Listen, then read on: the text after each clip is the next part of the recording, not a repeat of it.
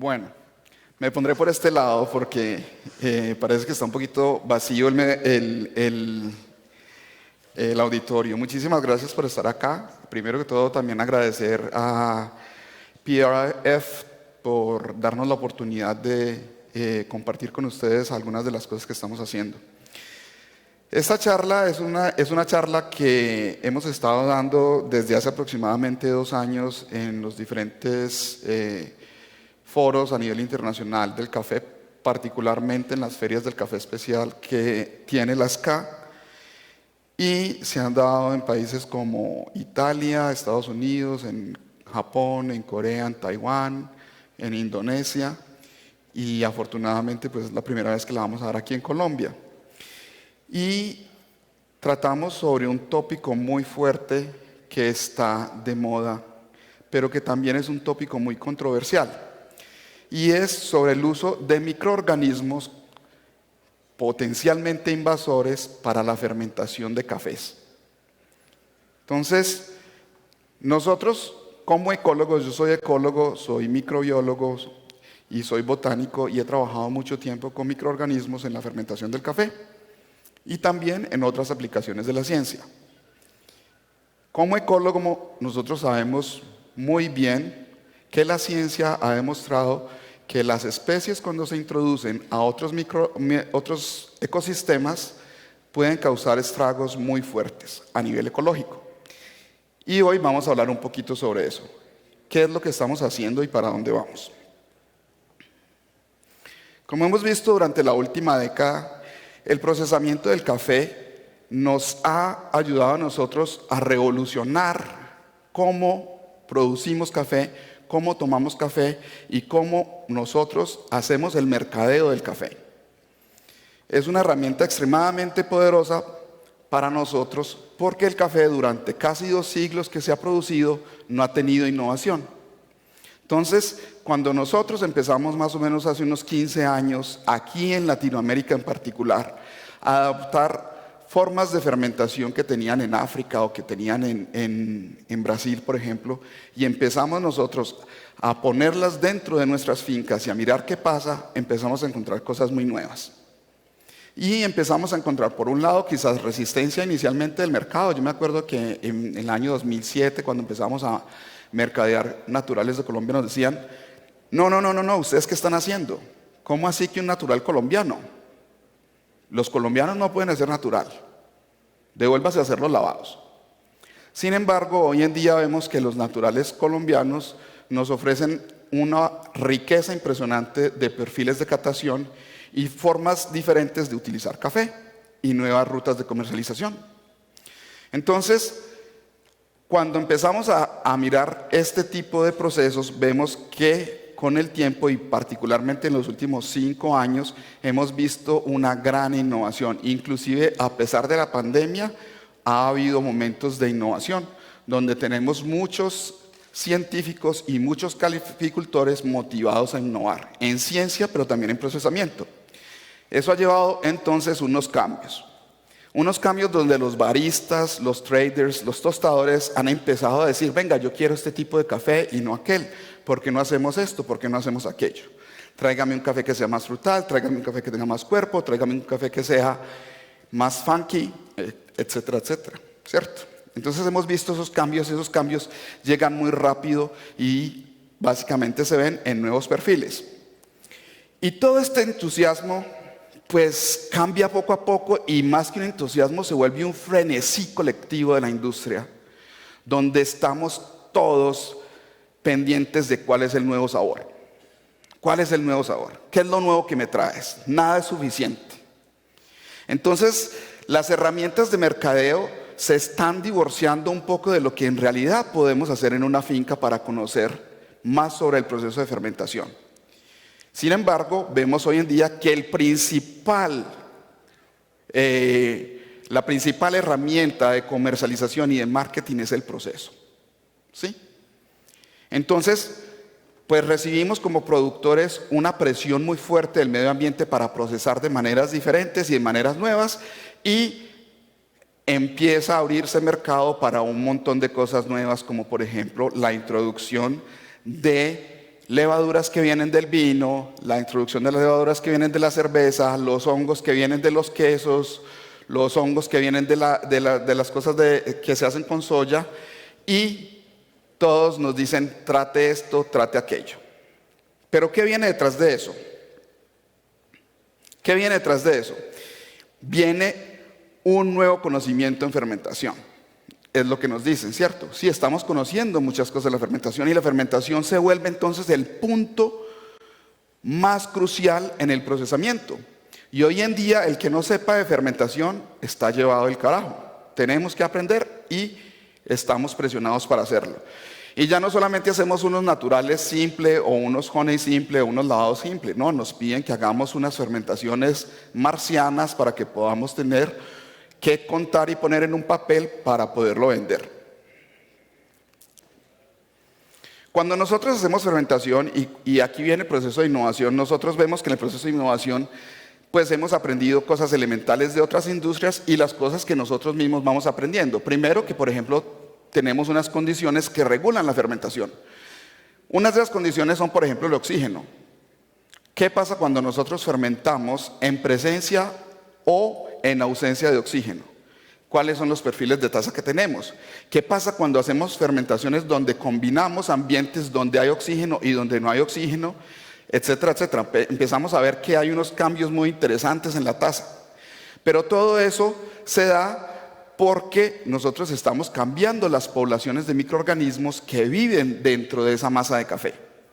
Unos microorganismos son capaces de sobrevivir a altos niveles de oxígeno, mientras que otros microorganismos se mueren a altos niveles de oxígeno y viceversa. Entonces, cuando nosotros cambiamos este tipo de condiciones, vemos que alteramos la tasa del café.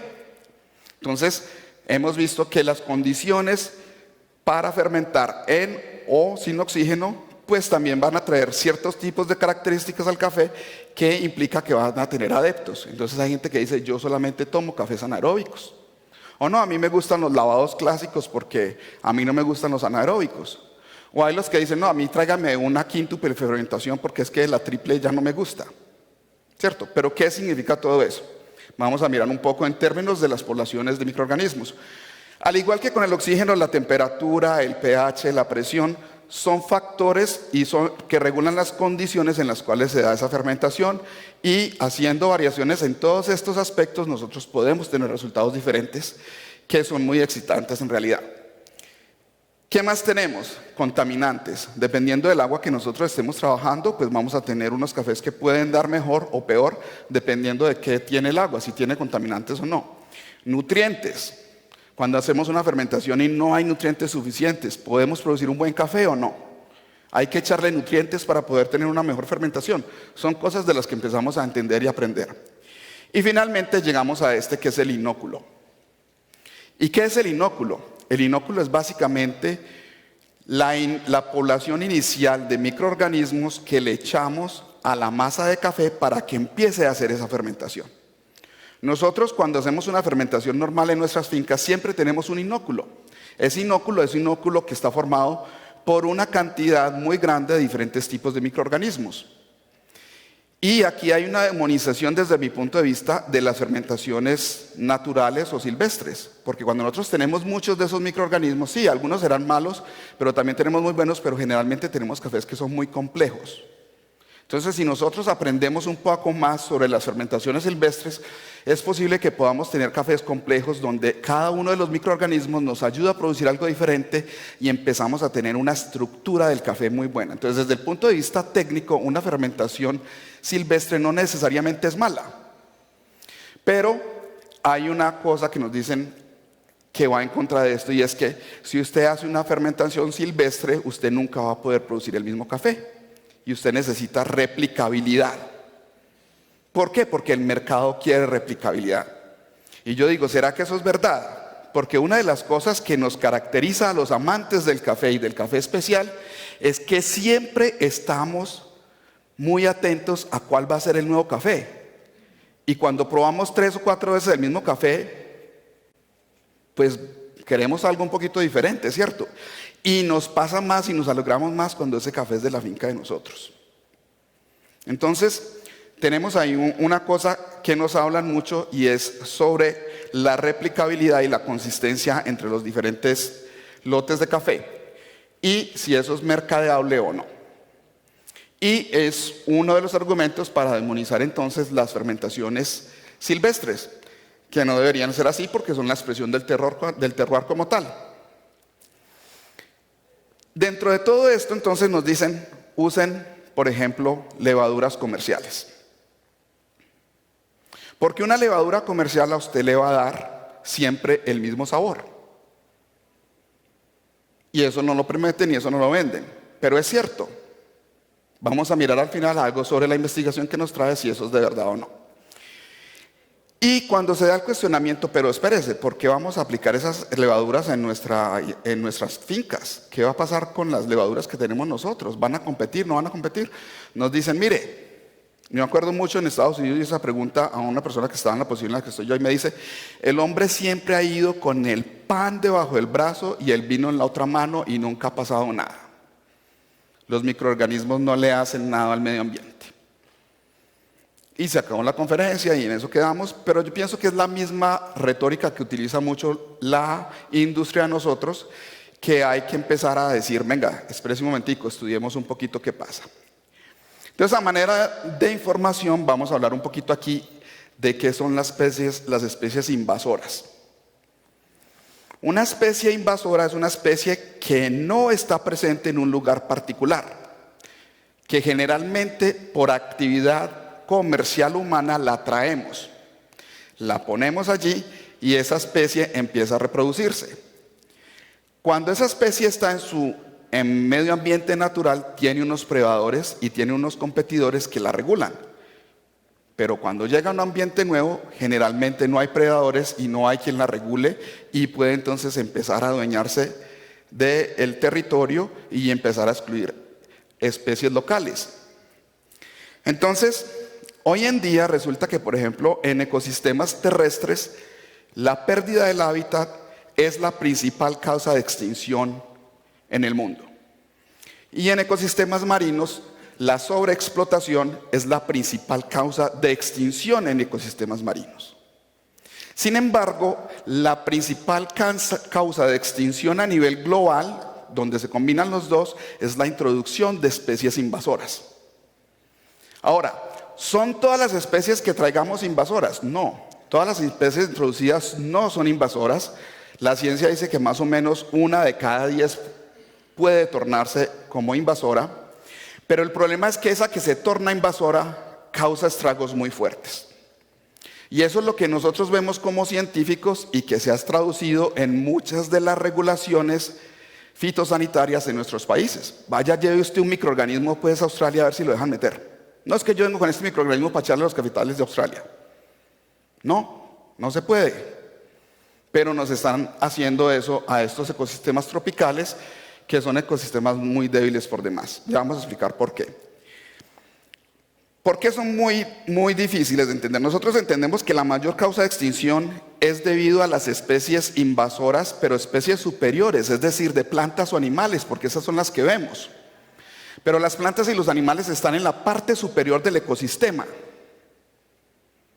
¿Qué va a pasar cuando nosotros empecemos a introducir especies invasoras? 5 minutos. ¿Qué va a pasar cuando nosotros pongamos estas especies invasoras en nuestros ecosistemas? Pues que van a empezar a soncavar el ecosistema de abajo hacia arriba y podemos ver el colapso de los ecosistemas tropicales. Esto es algo real. Estos microorganismos y cualquier especie invasora debe ser reportada ante las autoridades. Nosotros tenemos convenios internacionales para la protección de la biodiversidad donde se habla específicamente del peligro de los microorganismos y la introducción de los microorganismos. ¿Sí? Y resulta que aquí no estamos haciendo nada. Entonces, vamos a perder nosotros lo que hablábamos inicialmente sobre las especies que son locales, donde se van a ver entonces posiblemente amenazadas por estos nuevos microorganismos que estamos introduciendo, que han sido aislados durante siglos, para que cuando los pongamos en un tanque a fermentar algo, pues básicamente inhiban los otros microorganismos y sean capaces de eliminarlos y producir el sabor que nosotros queremos. Cuando nosotros los liberamos al medio ambiente, es muy posible que los liberemos con azúcares que permitan entonces que se establezcan en el medio ambiente y que sigan con esta capacidad de desplazar los microorganismos locales. Y si yo uso eso en mi finca, pues es muy posible que se le pase a la finca del vecino. Y si el vecino estaba produciendo un café muy rico que durante muchos años era exitosa y ahora entra un microorganismo, pues le cambia la tasa del perfil y qué va a pasar con esa persona. Entonces estamos jugando también con un bien común que es el medio ambiente. Y veríamos el cambio del terruño. Esto es mucho más peligroso porque nosotros estamos introduciendo especies subtropicales a áreas tropicales. Las especies subtropicales de microorganismos pasan por inviernos muy fuertes y veranos muy fuertes. Y cuando eso pasa, pues resulta que en la primavera ellos entran en un frenesí espontáneo de reproducirse y la competencia es muy fuerte. En ecosistemas tropicales nosotros tenemos que durante siglos el clima no cambia y lo que vemos es que tenemos unos ecosistemas hiperdiversos donde hay un alto grado de especialización de cada una de las especies para un tipo particular de recurso. Y entonces no tenemos competencia. Los microorganismos aquí no están preparados para trabajar en contra de microorganismos que su ciclo de vida los pone a ser altamente competitivos. Vamos a mirar una especie de fotos. Miren la belleza que es esto. Los microorganismos locales huelen mejor que cualquier rosa que usted se haya encontrado en el camino. Tenemos una diversidad impresionante. Nosotros debemos invertir en esto porque esto es nuestro tesoro. No podemos decir que nosotros vamos a tomar un atajo donde vamos a intervenir el ecosistema de esta manera y a cambiar el terroir de esta manera. Vamos a mirar una serie de fotos de lo lindo que son. Son muy bonitos. Y así como son bonitos, son los cafés que producen, muchachos. Son muy diferentes. Tenemos una gran diversidad de ellos. Bacterias, levaduras, etcétera, ¿sí? ¿Qué hemos encontrado? ¿Qué ha encontrado la ciencia? Ya vamos a terminar. Ha encontrado la ciencia que en el vino, que lo han llevado, como decía este señor en su conferencia, sí lo han llevado. Pero cuando miramos las especies de levaduras que están en todo el mundo, todas son relacionadas en más de un 90% de sus genes a levaduras locales de Europa. Y hay una diversidad muy baja en las levaduras. Mientras que en el café y en el cacao tenemos una diversidad impresionante. Pero va a pasar lo mismo si traemos estos microorganismos. Ejemplos, la roya. ¿Qué nos causa más problema que la roya? Un microorganismo que está en todos lados. No invertimos más dinero en la caficultura que el dinero que invertimos para luchar contra la roya. Si traemos esas levaduras y traemos esos hongos, dígame quién va a limpiar el medio ambiente, si ni siquiera los podemos ver. Y el avance va a ser progresivo, porque se reproducen, ¿cierto? Entonces vemos algunos ejemplos. Saccharomyces cerevisiae. Un llamado para que pongan atención sobre esto. Koji. También estamos trabajando con Koji. Yo vivo en Japón. Yo trabajo con Koji y les enseño a mis hijos a que trabajen con Koji desde que son chiquitos y produzcamos cosas muy buenas. Pero es de allá. Ese hongo no iba a salir de esa isla, no tiene pies ni alas para que llegue acá. Y menos para que lo estén tirando y boleándolo en una finca así como así. ¿Por qué? Porque esas esporas llegan y se van a implantar en el medio ambiente de nosotros y le van a llegar al vecino, al terroir de allá, y le va a empezar a saber al vecino el café a salsa de soya también. Y si el vecino no quería, aquí un pequeño resumen para terminar sobre nuestra investigación. En nuestra investigación vemos aquí qué pasa cuando nosotros hacemos una fermentación con una levadura local. A las 120 horas paramos esta fermentación y la dejamos crecer para mirar los microorganismos. Y vemos una riqueza muy interesante de microorganismos donde ellos se mezclan y no se matan los unos con los otros. ¿Sí? Así utilicemos microorganismos locales, ellos no van a matar a los otros. Y aquí vemos una levadura de vino comercial. A las 72 horas no hay nada vivo. Entonces, esta era mi conferencia, básicamente era compartir un poco sobre las experiencias y lo que hemos encontrado. ¿Qué conclusiones revela nuestra investigación? Primero, decíamos al principio que el argumento que nos dicen a nosotros es que vamos a tener consistencia. Pues nosotros tenemos consistencia en nuestro laboratorio con fermentaciones silvestres, con microorganismos silvestres, pero con la levadura de vino, todas las tazas de café sabían diferentes. Y hemos hecho más de 10 experimentos. Y si eso es un resultado local, ¿qué va a pasar cuando hagamos 5 o 10 toneladas de café? ¿Van a ser todas iguales? No es necesariamente cierto. Vamos a tener una pérdida de diversidad de los microbios locales porque es lo que pasa en el tanque de fermentación. Cuando echamos esos a los ríos, pues se van a dispersar por cientos de kilómetros. Y la otra cosa es que vamos a ignorar que podemos producir cientos de perfiles diferentes con nuestros cafés, con nuestros microorganismos locales. Más o menos esas son las conclusiones. Quería darles muchas gracias por venir. Sé que no vamos a tener muchas preguntas. Esta conferencia generalmente es de 1 hora, pero bueno, son 20 minutos los que teníamos. Y la idea era compartir este mensaje para que por favor tengamos y se informen muy bien sobre cuáles pueden ser las consecuencias de traer microorganismos. Aparte de que es algo ilegal y ustedes deberían o deberíamos nosotros siempre decir ante las autoridades locales para qué los vamos a usar. Muchas gracias.